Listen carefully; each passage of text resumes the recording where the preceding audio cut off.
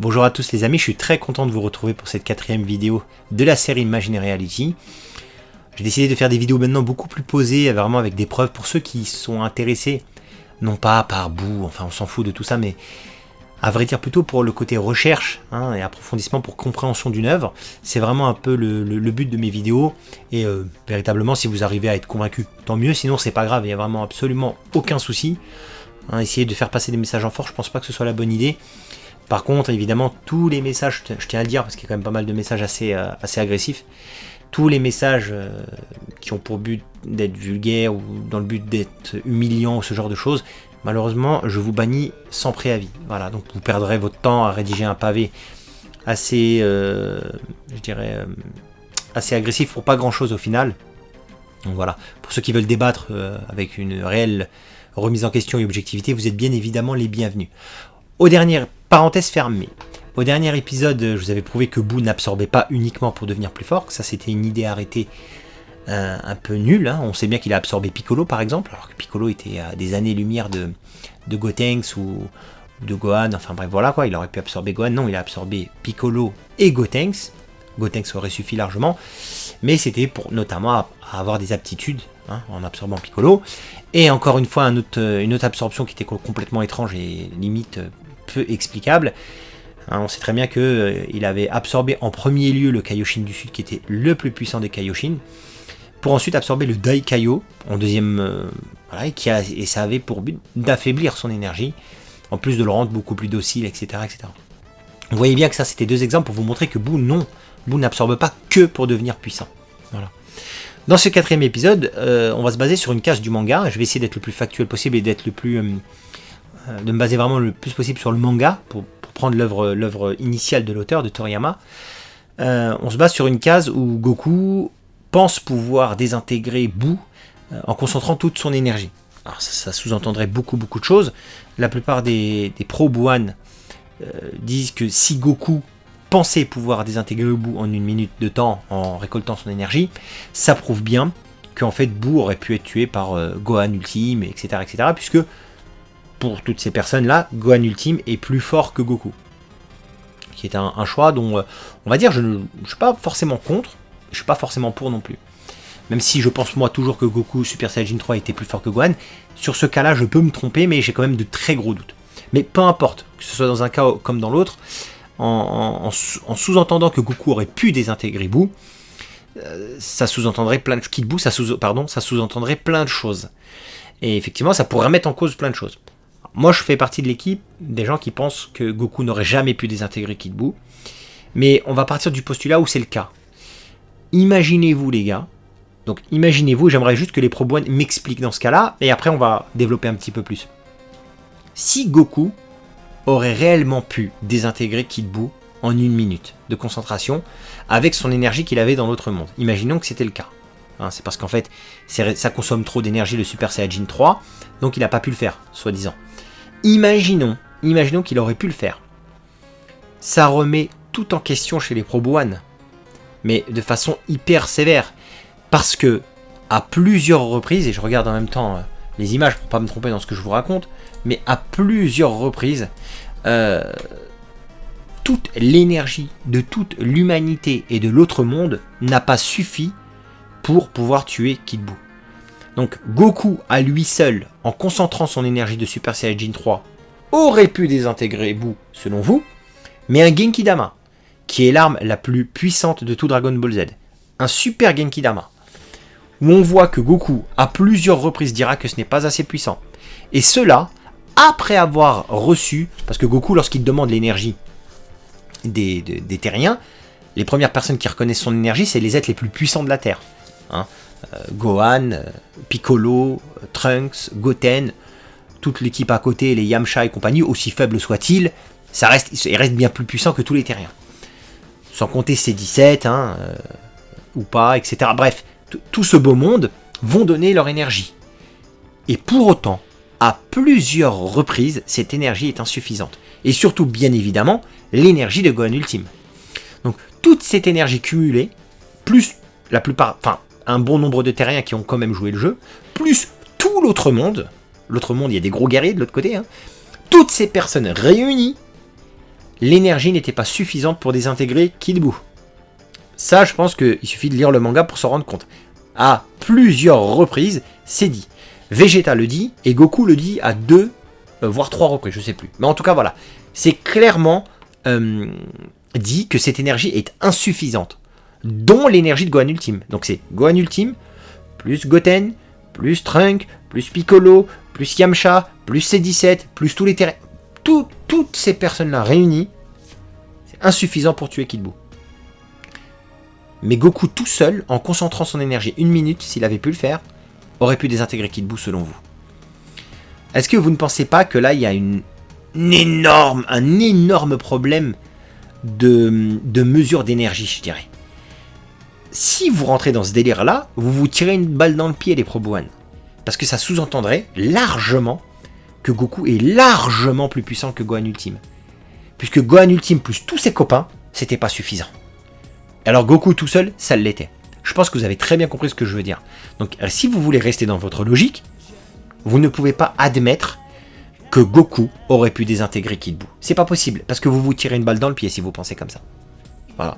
Donc, une fois que je vous ai prouvé ça, très simplement avec des faits, avec vous qui aimez bien les additions et les mathématiques, en faisant un calcul très simple, mais je crois que les mathématiques, en fait, vous les appréciez quand ça vous arrange, à vrai dire. Pour autant, là, c'est une addition simple d'énergie, dont Gohan Ultime. Je veux dire, si Gohan Ultime n'avait pas participé à la limite à ce Super Genki Dama, je dis pas. Mais là, il y participe, plus l'aide des autres. Donc, vous ne pouvez pas admettre que Goku aurait pu désintégrer Kid Buu. Maintenant, moi, je vais plutôt vous rendre service, et je pense que les Pro Gohan, vous devez d'aller dans ce sens-là, puisque c'est ce que je pense. Donc, je vous rends service et je vous donne les armes.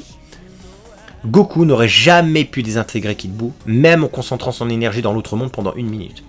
Alors, bien évidemment, son plan est tombé à l'eau puisque ça n'a pas fonctionné. Donc ça, la première chose, ça n'a pas fonctionné. Bon, un plan qui ne fonctionne pas, pour moi, c'est juste que tu peux pas le faire, point barre. Même si Goku pensait ça, je vais vous dire un truc qui va vous surprendre. Les Saiyans se trompent. Ils jugent mal les niveaux des ennemis à plusieurs reprises. À chaque fois, dans l'arc Dragon Ball Z, plutôt Dragon Ball Z pour le coup, à chaque fois, il a fallu que les Saiyans affrontent les ennemis pour se rendre compte de la réelle puissance des ennemis. Une nouvelle fois, je ne peux pas parler comme ça sans vous montrer des preuves. Alors j'ai décidé de ne pas tout rééplucher, c'est-à-dire que je ne suis pas remonté jusqu'à Raditz, mais je suis persuadé. Et encore, j'ai oublié de vous montrer, mais à un moment donné, je vais l'afficher là parce que je l'ai pas pris. Si je dis pas de bêtises, je crois même que Goku pensait tuer Vegeta lorsqu'il a rencontré Vegeta sur Terre avec son Genki Dama. Il le trouvait suffisamment puissant pour que ça puisse le tuer. Alors qu'au final, je vais vous remettre les images, au final Goku se trompe, il pensait que le Genki Dama qui lui resterait dans la main était suffisant pour tuer Vegeta, alors qu'il se trompe complètement, puisque Vegeta s'est pris ce Genki Dama, et ça ne l'a absolument pas tué. Donc, première erreur de Goku. Et je n'ai pas remonté encore jusqu'à Raditz, je vous laisse le faire. À l'époque Freezer, donc, Vegeta, lorsque Freezer se transforme dans sa forme finale, dans sa forme finale, Vegeta, allez savoir pourquoi, à un moment donné, c'est assez intelligent de sa part, demande à Krillin, en baissant son niveau d'énergie au maximum, demande à Krillin de lui transpercer le ventre et de se faire soigner par Dende. Après un caprice de Dende, il le soigne pour bénéficier du Zenkai, qu'on connaît tous. Donc un power-up, on sait tous que les Saiyans, lorsqu'ils frôlent la mort, ou lorsqu'ils reviennent du monde des morts, ou lorsqu'ils sont vraiment blessés, lorsqu'ils reviennent, ils reviennent plus forts. C'est une caractéristique des Saiyans. Vegeta, devant Freezer, c'est-à-dire qu'il est là devant lui, il peut estimer son énergie, devant Freezer, estime qu'il peut le battre. Il dira donc à plusieurs reprises, en gros je vais te battre, je vous mets les images, c'est bien plus simple. C'était juste pour que tu puisses assister à mon triomphe, l'homme qui se trouve devant toi est un Super Saiyan, tu vas mourir dans 2 secondes, Kakaroto n'aura même pas à intervenir, bref, tout ça c'est pour Freezer, pour lui dire en gros, je vais te tuer.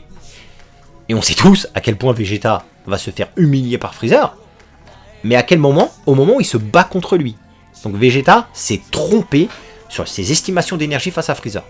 Donc, deuxième fois. La première fois c'était Goku, là c'est Vegeta. Ensuite on remonte d'un point de vue chronologique pour vous montrer que les Saiyans se trompent. C'est très important puisque ce sont des preuves factuelles ce que je vous montre. Ensuite on a donc le combat contre Cell. Dans le combat contre Cell, lorsque Cell devient Perfect Cell, Et là, Vegeta sait largement estimer l'énergie des monstres, etc. Qu'est-ce que dira Vegeta? Pourquoi pas? Mais je risque d'en finir avant la fin de ton échauffement. C'est-à-dire que Cell lui propose un échauffement et Vegeta pense le terminer avant la fin de l'échauffement. Un tout petit peu prétentieux si vous voulez mon avis, puisque Vegeta se fera éclater par Cell, on le sait très bien. Ensuite c'est Trunk qui décide de prendre la place de Vegeta. Qu'est-ce que dira Trunk? Trunk très simplement, hein, il dira « Cell, je vais te tuer ». Et il dira même juste avant à Krillin, bon la bulle je vous la montre pas spécialement mais vous pouvez regarder le manga, il dira « Je suis sûr de gagner ». Hein, et Cell, je vais te tuer. Voilà ce qu'il dit. Voilà ce que disent les Saiyans. Et pourtant, on sait que Trunks s'est trompé. Il ne pourra pas tuer Cell. Il ne le battra pas. Il perdra contre Cell. Donc ça, c'était pour remonter d'un point de vue chronologique et vous prouver par A plus B que les Saiyans se trompent. Continuons maintenant avec l'arc-bout, tout simplement. Qu'est-ce que disent Vegeta et Goku quand ils voient Kid Buu? Même réaction que les autres. Il dit « Génial !» Alors là, c'est les deux qui se trompent. Regarde, il a rétréci. Génial, on devrait s'en sortir. Pour eux, c'était ok, on va pouvoir le battre. Grande erreur, vous avez rien battu du tout. Vegeta s'est fait humilier et Goku s'est fait taper aussi. Donc, ça c'était la première étape. Et encore une nouvelle fois, Goku dira on a trop voulu se la jouer, je pensais pas galérer à ce point. Donc, pendant le combat, Goku se rendra compte de son erreur. Il se trompe. Goku se trompe. Alors que lui, il pensait, pendant 1 minute, pouvoir accumuler assez d'énergie. Au final, c'est « je pensais pas galérer à ce point ». D'accord? Alors, chronologiquement, c'est peut-être inversé à vrai dire, mais peu importe. Goku pensait quand même pouvoir rivaliser avec Kid Buu. Parce qu'il ne savait pas l'estimer, parce qu'il ne pouvait pas ressentir son énergie. Là, c'est différent. Là, l'énergie de Kid Buu, elle n'était pas sondable. Donc, les Saiyans se trompent. Alors, imaginez-vous avec Kid Buu, dont l'énergie est insondable, imaginez-vous à quel point Goku s'est trompé, et il le reconnaîtra. Il dira aussi, et Vegeta aussi le reconnaîtra, les deux là qui faisaient les fanfarons. Vegeta dira, c'est la vérité, ce Buu est bien plus fort que je ne le pensais.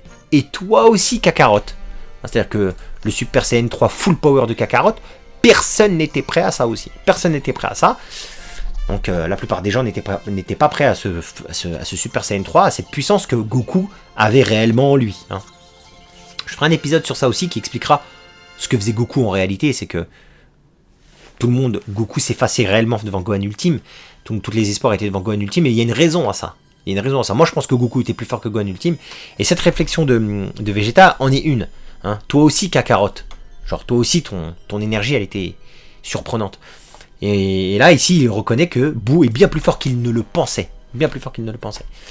Encore une erreur, on revient un petit peu en avant, c'est pas vraiment dans un ordre.